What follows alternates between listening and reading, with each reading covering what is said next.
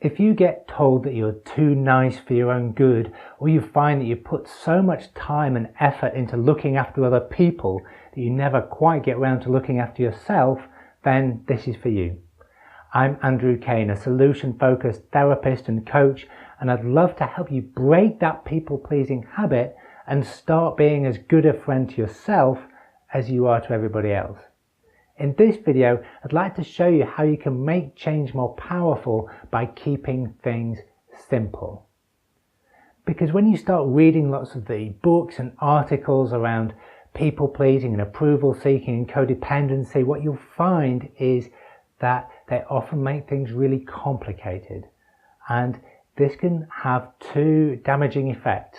One is it can lead to emotional overwhelm, so you start feeling so anxious and worried about what's going on that it can leave you in a worse place than you were before. And the second thing is too much thinking can stop you actually doing. We all know people who read lots of self-help books about how to change their lives but never really do anything. Now, you don't want to be like that, right? You want to actually start putting things into practice.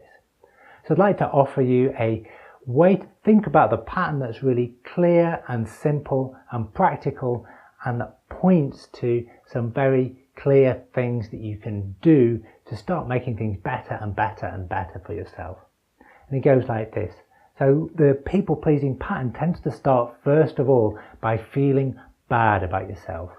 That might be feeling like you're not good enough, there's something wrong with you, that somehow you have something to make up for, which could come from your family background or your peer group or your own internal self-talk when you criticize yourself too much. But it starts with feeling like you're not enough and feeling bad about that. So we're going to write that in here. Feel bad. And then when you feel like you're bad and you're not enough in some way, there's a natural response to that, which is to try and make up for it in some way. And by trying to be better than normal, which can lead to like putting everyone first, being really helpful, being super kind, being super generous, and also trying to get things right all the time, which is where perfectionism can link into that pattern. I call it trying to be gooder, because it's being gooder than normal. So the natural thing that it leads to is trying to be gooder.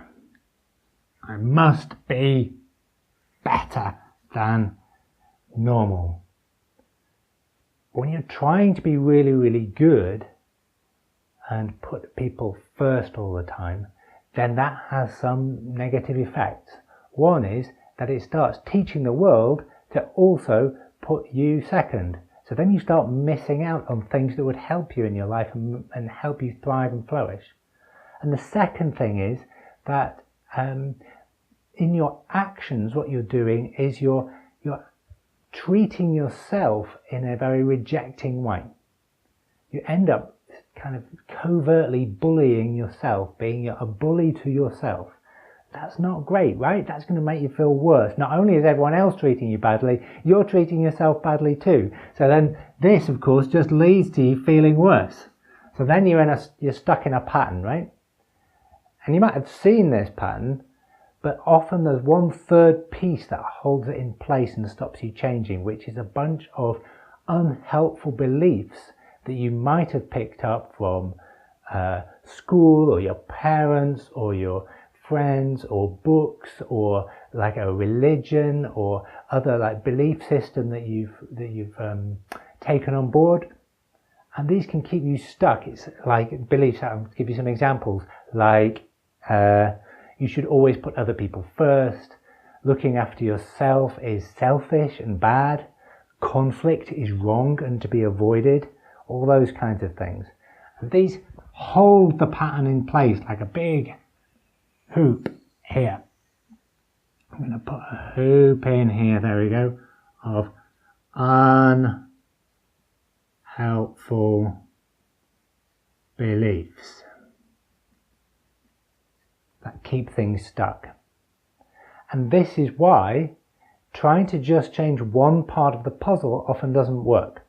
So for example, you go on an assertiveness course to try and stand up for yourself better, but if you have a deep belief that standing up for yourself and looking after yourself is wrong and bad, it's never going to fit, right? Those skills are never going to feel right for you. And in the same way, if you never stand up for yourself, then even if you try to be kinder to yourself, if you're not standing up for yourself in the real world outside, then it's never going to change the actual reality of your experience. So to unwind this, we need to change all three at the same time. Not in any big revolution, but just like you get fit, you do it slowly, gently, and over time. The first thing you can do is start loosening some of those unhelpful beliefs, like, for example, you must always put other people first, and that's what a good person would do, and start exploring some other more helpful beliefs, like, for example, you are as deserving of happiness and thriving and flourishing as anybody else. So you start loosening those unhelpful beliefs into ones that are going to be more helpful and supportive for you. And as those begin to change, then it's going to be easier to stop beating yourself up and feeling bad about yourself and start to be more supportive and kinder towards yourself. Instead of feeling bad, you can adopt the radical practice of be kind to yourself. You're kind to everybody else, right? So how about you try it towards yourself? So that includes self-acceptance of the things that you're good at and the things that you're not good at. It includes calming your worries and your emotions and your fears. It involves being compassionate towards yourself and treating yourself and looking after yourself just like you'd look after a good friend of yours.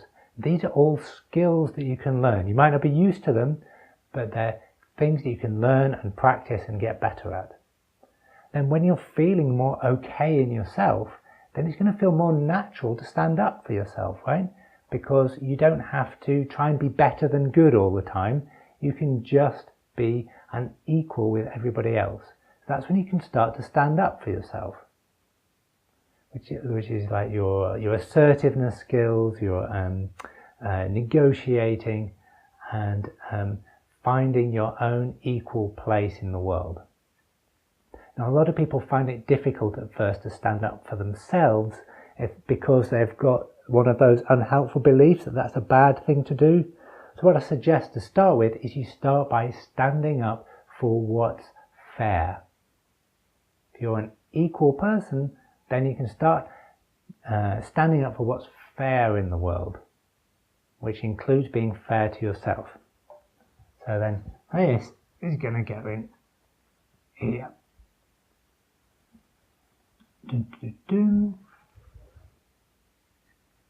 Stand up for what's fair. And again, there can be some steps to that, like finding the skills that you can learn and practice, developing your courage and your confidence.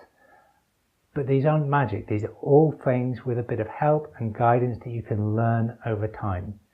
And when you're building up these skills in a context of more helpful beliefs and being kind to yourself, then you're in a virtuous circle and things are going to get slowly better and better and better over time. Trust me, it's going to be okay. I'm not saying there are never going to be any problems. Of course there will be on any journey. If you're on a fitness program, then you'd hit plateaus along the way, wouldn't you? But you can work through those.